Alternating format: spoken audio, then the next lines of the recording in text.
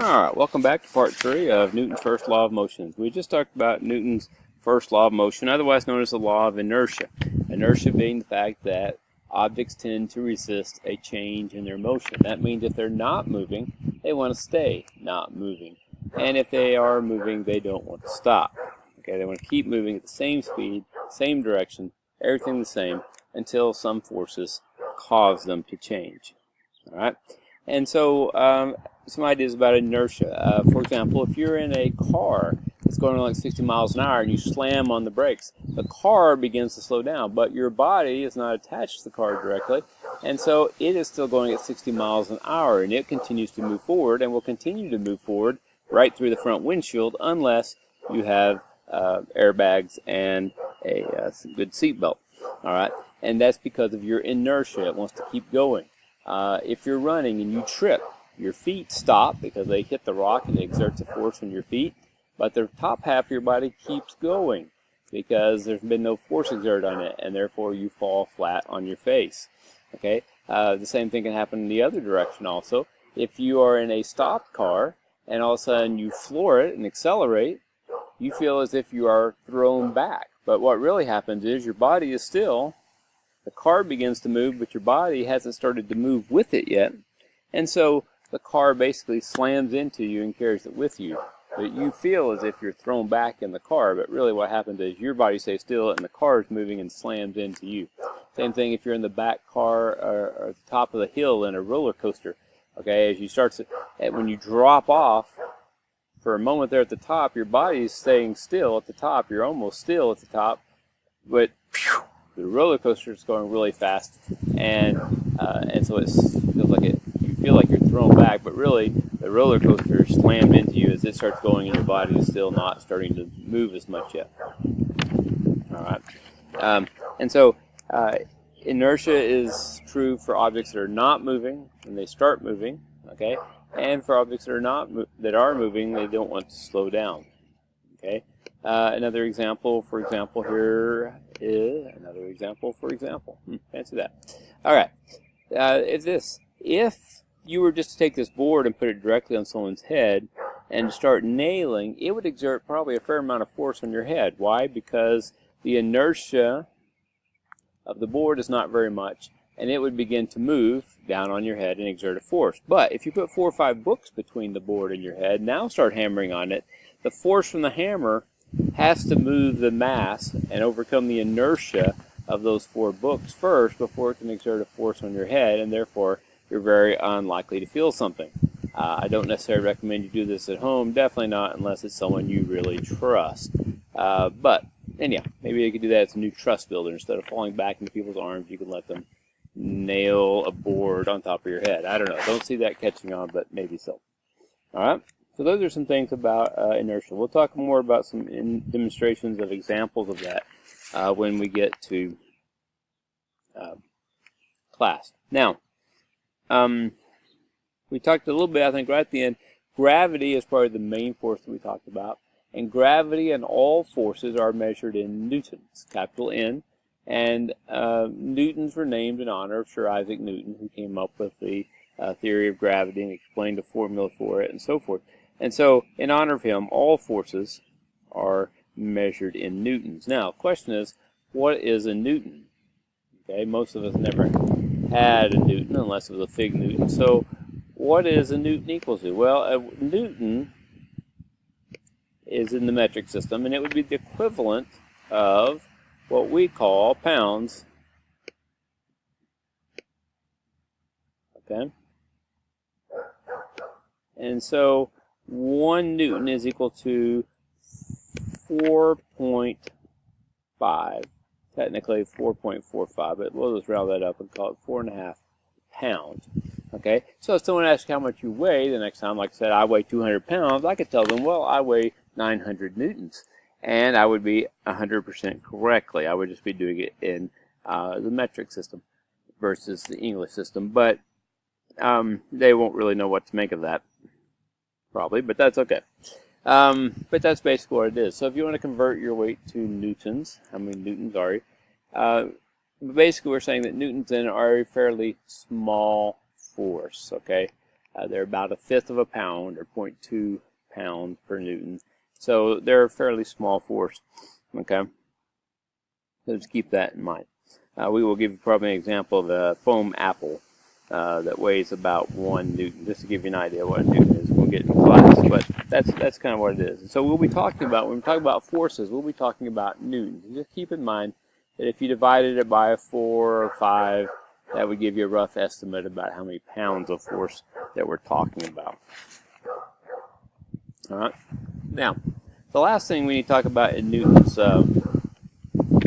formula here, in his first law, is basically this. It says when there is a net force exerted on an object. What is a net force? Or sometimes we say an unbalanced force.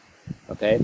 Well, the net force is the sum of all the forces acting on an object. Okay? If I have a rock, but let's just do this. Let's just say I have a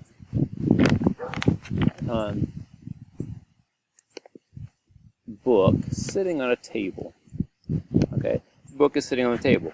Now, if the book is moving, then we would know that there must be some kind of a net force because it's changing its motion. Okay, it's either slowing down, speeding up, whatever. But if it's just sitting there at the same speed of nothing, then we know that it is obeying Newton's first law, which means there is no net force acting on it. The fact that there is no net force means two things. One, either there's no force acting on it, or the forces that act on it are equal to 0, so that the net, or the difference between them, is 0. Okay, as it turns out, there are forces acting on the book. All right, gravity acts on all objects. All right, and we know that, and so gravity would be represented by the arrow pushing down on the book. It's holding it. But the book is not going down or through the table. So, and we'll talk more about this on Newton's next law, or third law, there must be another force pushing back against it. Okay? And so, otherwise it would be moving or changing its speed downward. Okay? And so there must be another force pushing up. So it turns out that all objects that are sitting on a surface, as well as the gravity pushing them against the surface pushes back up against them with a certain force. Okay, and it's going to be the same force that gravity pushes down on with.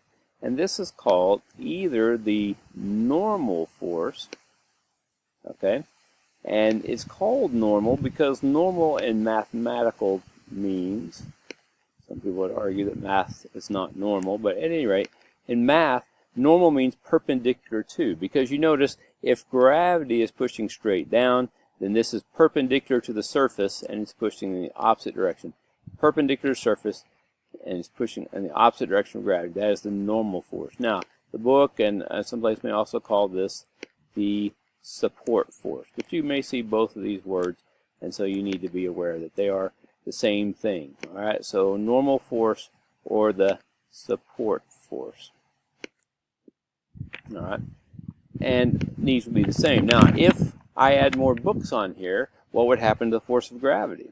Well, it would increase, okay, because it acts on the mass of the objects, and the more mass, the more it would.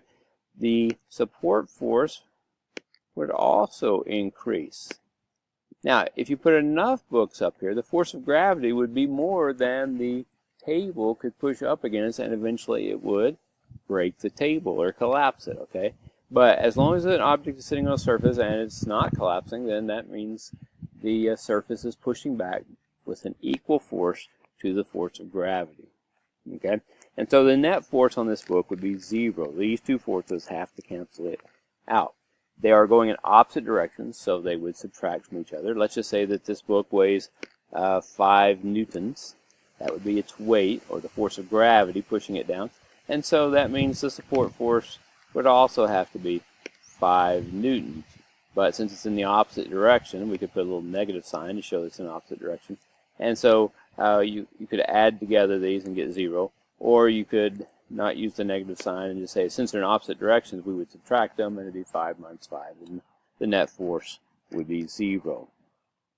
Okay? When the net force is 0, we say that the object is in equilibrium.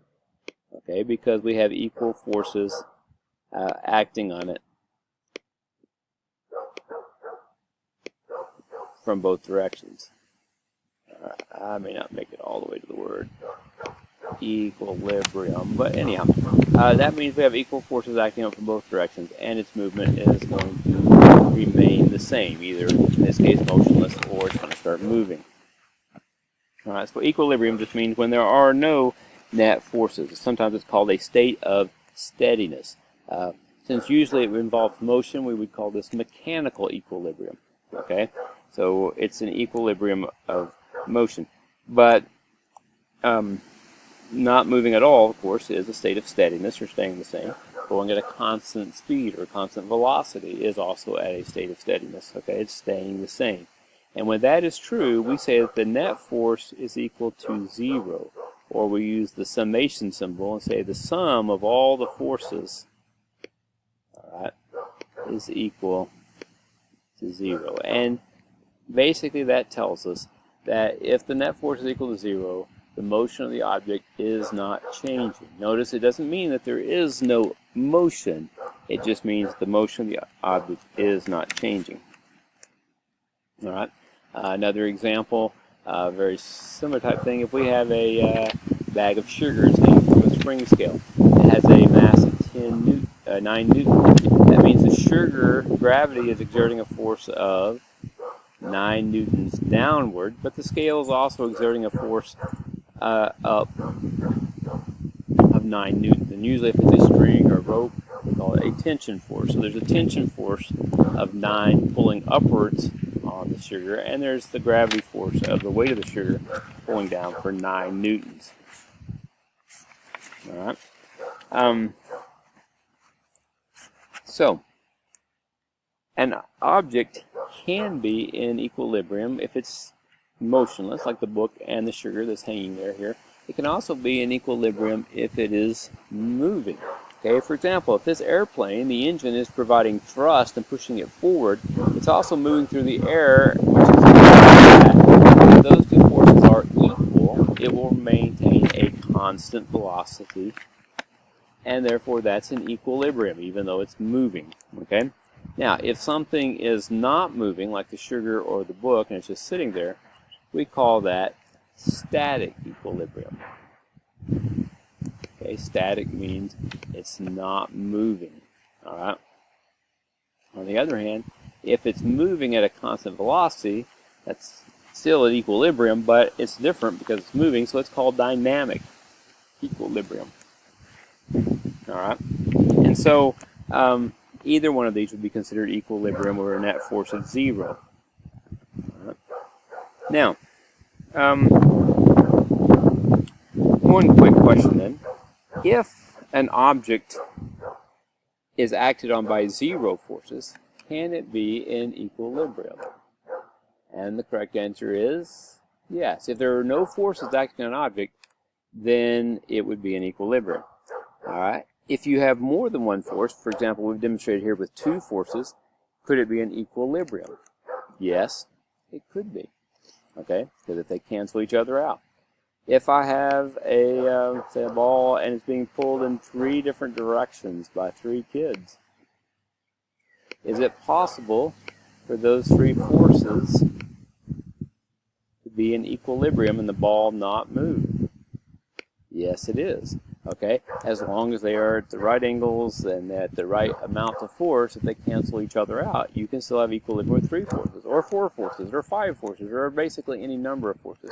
However, the only way you cannot have equilibrium is with 1 force. If you have just 1 force, there's nothing to balance it. Therefore, you can't have equilibrium when there's only 1 force acting on an object. And the reason I say that is a lot of times people look at the book and say, well, gravity's pushing it down, and yet it's just sitting there.